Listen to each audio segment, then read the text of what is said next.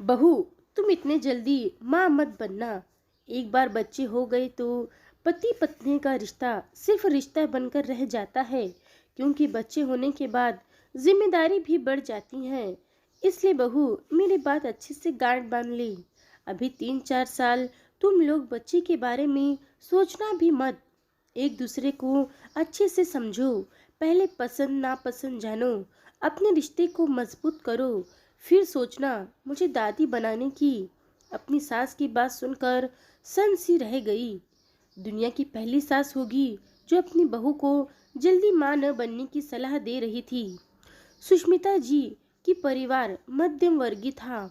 सुष्मिता जी शुरू से ही बहुत महत्वाकांक्षी थी, लेकिन पति की ज्यादा कमाई नहीं थी। फिर भी अपने 2 बेटे और बेटी को अच्छी परवरिश देने की भरपूर कोशिश करती थी। बड़ा बेटा शेखर जब एक उच्च कंपनी में नौकरी करने लगा तो उन्होंने शेखर को अपने सभी अधूरी जरूरतों और महत्वाकांक्षाओं को पूरा करने का एटीएम मशीन समझ लिया। शेखर ने भी बचपन से ही माँ को और अपने भाई बहन के लिए अपनी इच्छाओं को दबा देता, इसलिए वो माँ की हर इच्छा को पूरी करता था।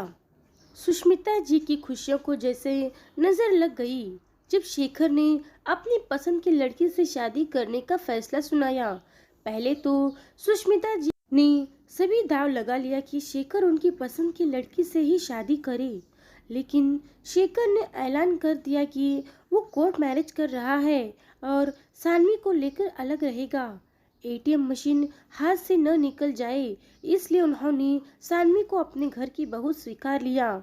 सुष्मिता जी अच्छे से जानती थी कि अब शेखर की कमाई पर सानवी का भी अधिकार है और कल जब बच्चे होंगे तो उन्हें कुछ भी नहीं मिलेगा। और अभी तो बेटी उमा और छोटे बेटे अमित का भी भविष्य बनाना है।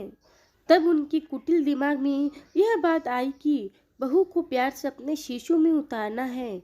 कुछ ऐसा करना होगा ताकि बहू को लगे कि उसकी सास दुनिया की बेस्ट सास है। उन्होंने सोचा कि आजकल की लड़कियां की यही सोच रहती है कि शादी के बाद 2-4 साल मजे करो और फिर बच्चे के बारे में सोचो, तो मैं भी उसी सोच को बढ़ावा दूंगी। प्यार से उन्होंने सानवी के ऊपर घर के कामों की जिम्मेदारी शेखर और सानवी की शादी को देखते देखते 2 साल हो गए और इन 2 सालों में उमा की भी शादी हो गई और सानवी को जल्दी बच्चा पैदा न करने की सलाह भी बीच बीच में देती रहती।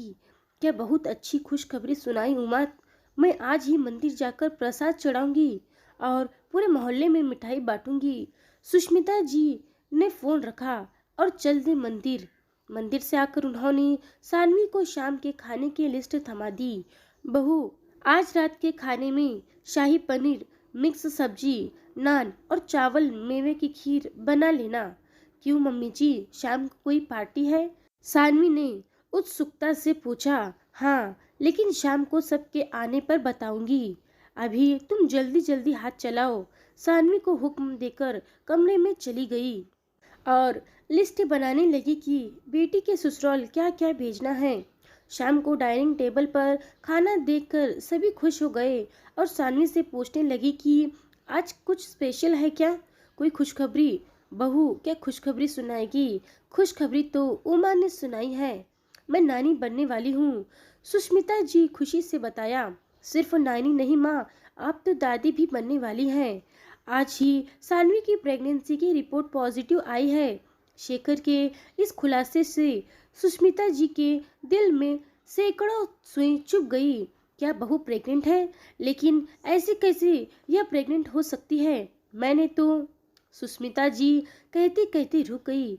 सुष्मिता जी, यह क्या बेतुका सवाल है? आपको बहू बेटे की आशीर्वाद देना चाहिए, उल्टा आपको ऐसे रिएक्ट कर रही हैं जैसे इन दोनों ने कोई गलती कर दी। अरे, शादी के 2 साल के बाद यह खुशखबरी मिली है और मैं कितना खुशकिस्मत हूँ कि मुझे एक साथ दादा नाना की पदवी मिल रही। भगवान मेरे घर पर अपनी कृपा ऐसे ही बनाए रखना। ननन जी हाथ जोड़कर प्रार्थना करने लगी। सानवी ने सास ससुर के पैर छूकर आशीर्वाद लिया। अमित ने तो खुशी से शेखर को गोद में उठा लिया। थैंक यू भैया, मुझे बड़ा बनाने के लिए अब मेरा भी जूनियर आ रहा है।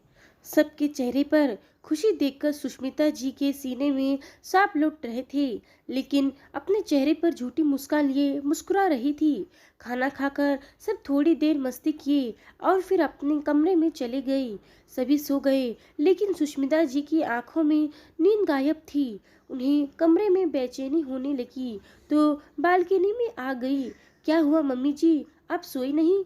सुष्मिता जी ने पलट कर देखा तो सानवी खड़ी थी। मम्मी जी, आप यही सोच रही है ना कि मेरे इतना समझाने पर, मेरी इतनी कोशिश करने पर भी सानवी प्रेग्नेंट कैसे हो गई? अपनी कोशिशें बहुत अच्छी की। जब आपने मुझे पहली बार यह कहा था कि बहू तुम इतनी जल्दी माँ मत बनना, तो मैं सोचने लगी कि आप बहुत अच्छी सास हैं, जो औरों की तरह बहू के आते ही बच्चा चाहिए कि रट नहीं लगा रही।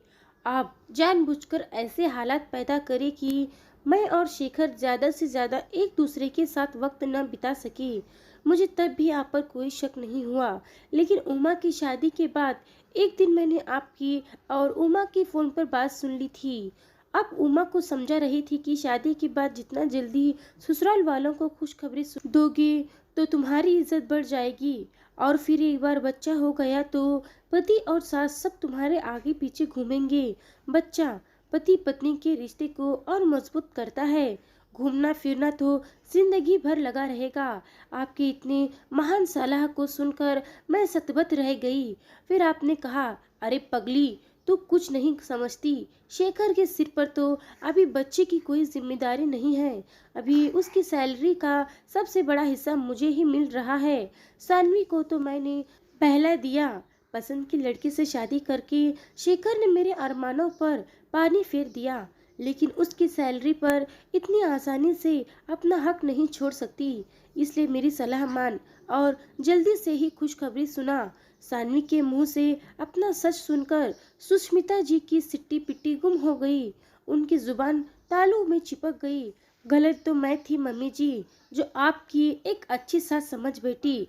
आप तो बहुत पहुंची हुई खिलाड़ी निकली, लेकिन आप भूल गई कि अगर 100 दिन सास के हो तो एक दिन बहू का, और वो एक दिन आज है। मुबारक हो मम्मी जी, आज का दिन आपकी जिंदगी का सबसे खुशनुमा दिन है। अब नानी के साथ साथ दादी भी बनने वाली हैं। सानवी ने सुष्मिता जी के गालों पर किस किया और आग दबा दी। कहानी के बारे में आप लोगों की क्या राय है, कमेंट कर जरूर बताएं। धन्यवाद।